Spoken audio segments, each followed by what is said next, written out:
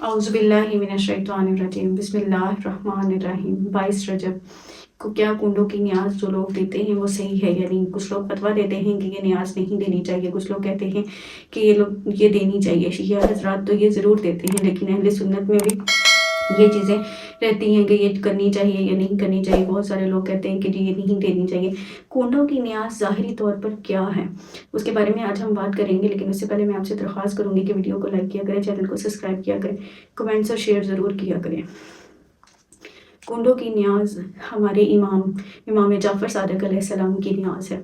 इस न्याज का मतलब है कि उनको कुछ भी, हम जो भी नज़र न्याज देते हैं उनको हदिया करना। लेकिन उससे पहले, ये सारी बात में शुरू करने से पहले मैं आपको बता दूं कि हज़रत जाफ़र सादिक अलैहिस्सलाम कौन है। हज़रत जाफ़र सादिक अलैहिस्सलाम कौन है, ये तो हर किसी को पता होगा, ये किसी से पोशीदा नहीं है। लेकिन कुछ लोग जो ये फतवे लगाते हैं, जो ये बात करते हैं कि नहीं जी ये न्याज नहीं देनी चाहिए, इस तरह से नहीं करना चाहिए, उनके लिए भी ये जानना ज़रूरी है। इमाम जाफ़र सादिक अलैहिस्सलाम पंजतन पाक के घराने में से हैं। वो इमाम हुसैन के पड़पोते हैं, यानी कि इमाम बाकिर के बेटे हैं वो, और इमाम ज़ैनुल आबिदीन के पोते हैं, और इमाम हुसैन के पड़पोते हैं, और हज़रत अली अलैहिस्सलाम के घराने में से हैं। तो देखें कि उनको कितनी बड़ी शर्फ हासिल है। लोग किस तरह से कह सकते हैं कि इनकी न्याज नहीं देनी चाहिए, ये न्याज देनी चाहिए। और सबसे बड़ी बात, वो हज़रत अबू बकर सदीक़ की पोती कि उनकी दाद के ख़ानदान से तो उनको वलियों वाला रुतबा हासिल है कि वो मौला अली के पड़पोते हैं, इमाम हुसैन के पड़पोते हैं। लेकिन वो अपनी माँ की तरफ से भी सादिक हैं, मतलब कि हज़रत अबू बकर सदीक़ रज़ियल्लाहु ताला अन्हु के पोते की आगे पोती है जिनके वो औलाद है। देखें कि उनको कितना बड़ा शर्फ हासिल है। लोग कहते हैं कि ये न्याज नहीं देनी चाहिए। क्यों कहते हैं ये? क्या आपको कुरान और हदीस में ये बयान किया गया है कि इमाम जाफ़र सादिक अलैहिस्सलाम की न्याज नहीं देनी चाहिए? कुंडों की न्याज क्या है, ये इसी वीडियो में आगे चल के मैं आपको बताऊँगी, इसलिए वीडियो को एंड तक ज़रूर देखिएगा। ये तो हो गया इमाम जाफ़र सादिक अलैहिस्सलाम का इमामत, उनके बारे में बताने का। एक लकड़हारा था, जो कि ये कहानी सच्ची है और बहुत सालों से चली आ रही है।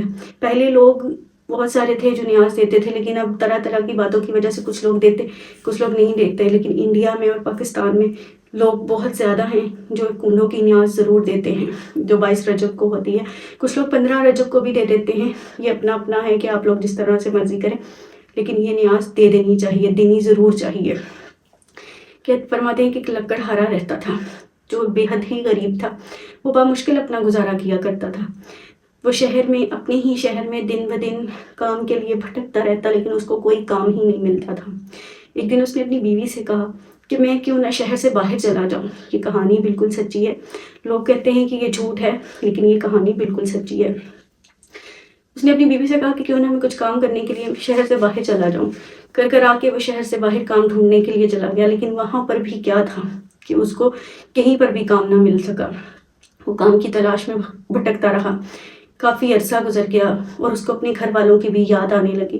वो दिन रात यही सोचता कि किसी तरह से मैं कुछ पैसे जमा करूं और अपनी बीवी और बच्चों से जा मिलूं, लेकिन उसके लिए ये भी मुश्किल हो गया। कोशिश करता कि मेरे पास कुछ पैसे जमा हो जाए और मैं अपनी बीवी बच्चों से जा मिलूं, अपने शहर ही वापस लौट जाऊं, क्योंकि दूसरे शहर में भी उसको कोई काम ना मिला। उधर बीवी उसके इंतज़ार में दिन रात यही सोचती कि मेरा शौहर एक दिन आएगा और हम लोग सुकून की ज़िंदगी बसर करेंगे। लेकिन 12 साल गुजर के उसका शौहर वापस नहीं आया।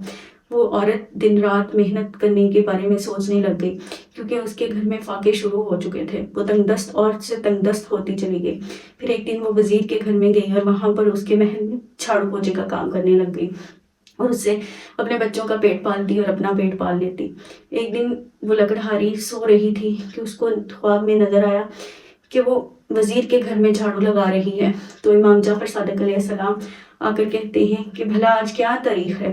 कहते हैं कि आज 22 रजब है। तो इमाम जाफ़र सादिक अलैहिस्सलाम फरमाते हैं कि जो आज के दिन जितनी भी मुश्किल में हो, परेशानी में हो, वो मेरी न्याज पकाए, 1.25 किलो मैदे की मेरी न्याज पकाए, पूड़ियाँ बनाए और कुंडों में उनको डाल के मेरी नज़र कर दे, तो अल्लाह पाक की ज़ात के आगे ये दुआ करे हमारे वसीले से, तो अल्लाह पाक की ज़ात वो तमाम मुश्किलात उसकी ज़िंदगी से दूर कर देगी, परेशानियाँ दूर कर देगी।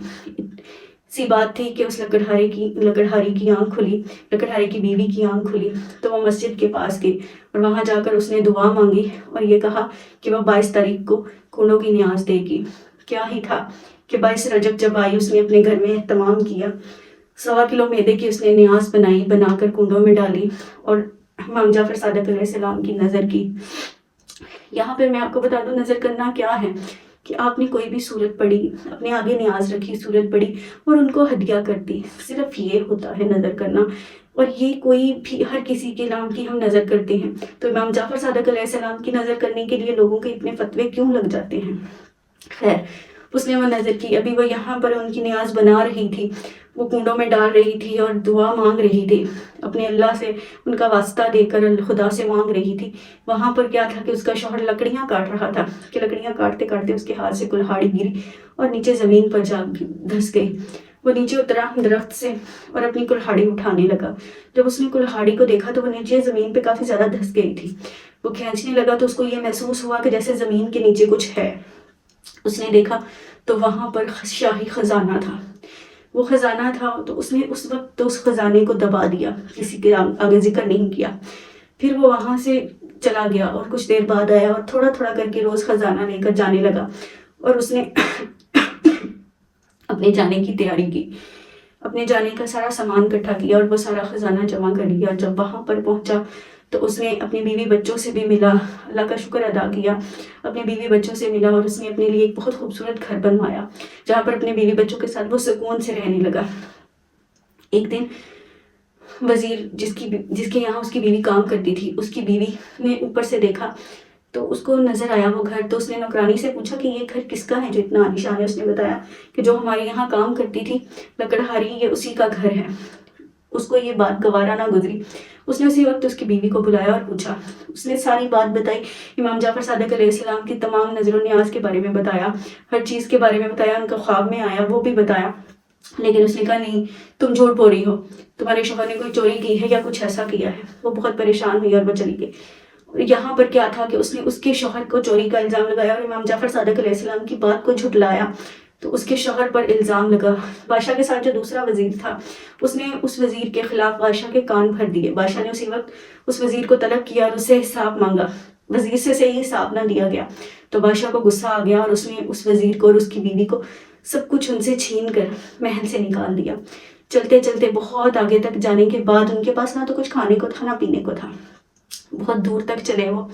جب آگے تک چلتے گئے تو ان کو ایک تربوز کا کھیت نظر آیا۔ اس نے اپنی بیوی سے 2 درہم لیے جو کہ غلطی سے ان کی جیب میں رہ گئے تھے، ورنہ بادشاہ نے تو بالکل خالی کر دیا تھا انہیں۔ اس نے اپنی بیوی سے 2 درہم لیے اور اسے کہا کہ جاؤ یہ جا کر تربوز لے آؤ۔ جب وہ تربوز لے کر آئی تو اس نے کہا کہ اس کو ایک کپڑے میں باندھ کر رکھ لو، تھوڑا آگے سفر کرنے کے بعد ہم اسے کھائیں گے۔